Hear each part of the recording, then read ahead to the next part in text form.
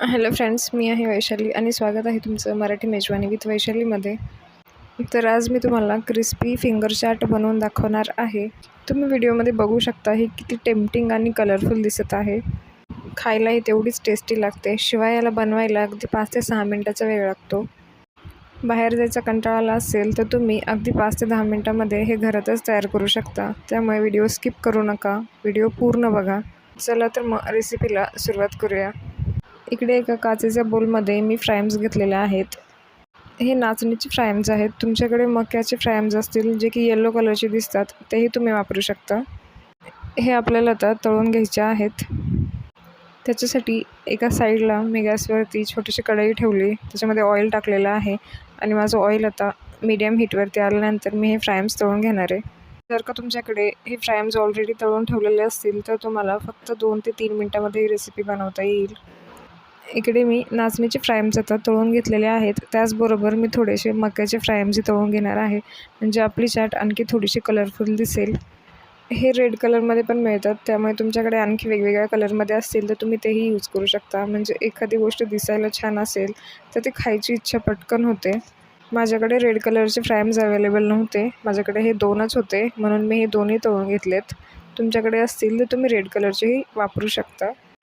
आपले फ्रायम्स आता तळून तयार झालेले आहेत. मी त्याला एका साईडला काढून ठेवते आणि आपल्याला याच्यामध्ये भरण्यासाठी एक स्टफिंग तयार करायची आहे. ती स्टफिंग मी आता इकडे बनवून घेते आहे. स्टफिंग बनवण्यासाठी इथे मी 2 मीडियम आकाराचे कांदे घेतलेले आहेत, अर्धा टोमॅटो घेतला आहे, त्याचे सीड्स काढून घेतले आहेत, 2 हिरव्या मिरच्या घेतल्या आहेत, थोडासा कोबी घेतला आहे आणि थोडीशी कोथिंबीर घेतली आहे. तुम्ही कोबीच्या जागी काकडी पण यूज करू शकता. हे सर्व आता आपल्याला एकदम बारीक कट करून घ्यायचं आहे. इकडे माझा कांदा मी बारीक कट करून घेतला आहे. जेवढं बारीक तुम्हाला जमेल तेवढं बारीक तुम्ही कट करून घ्या, किंवा मग चॉपरमध्ये टाकून एकत्र सगळंच मिक्स करून त्याला कट करून घेतलं तरीही चालेल. आता माझ्या सर्व भाज्या स्टफिंगसाठी चिरून तयार झालेल्या आहेत. त्याला मी एका बोलमध्ये ट्रान्सफर करून घेते. ह्या सगळ्या भाज्या आता मिक्स करून घ्यायच्यात. ही स्टफिंग किंवा ही चाट थोडीशी चटपटीत होण्यासाठी आपल्याला याच्यामध्ये थोडेसे मसाले ॲड करायचे आहेत. सुरुवातीला मी याच्यामध्ये पाव चमचा लाल तिखट ॲड केलं आहे, चवीपुरतं मीठ टाकलं आहे आणि पाव चमचा चाट मसाला टाकून घेतला आहे. सगळ्यात शेवटी अर्ध्या लिंबाचा रस मी याच्यामध्ये पिळून घेते आहे. तुम्हाला हवी असेल तर थोडीशी ब्लॅक पेपर पावडरही तुम्ही याच्यामध्ये ॲड करू शकता.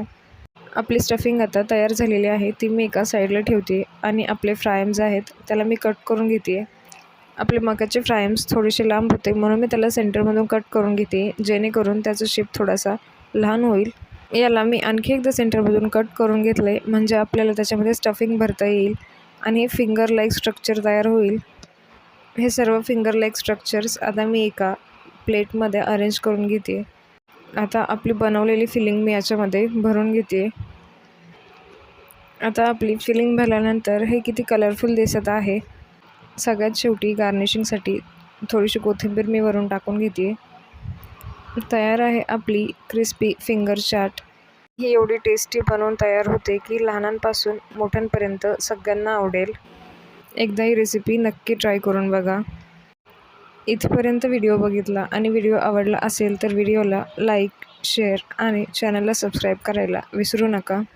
तुमचे काही सजेशन्स असतील तर तेही कमेंट बॉक्समध्ये नक्की सांगा. लवकरच भेटूया एका नवीन रेसिपीसोबत.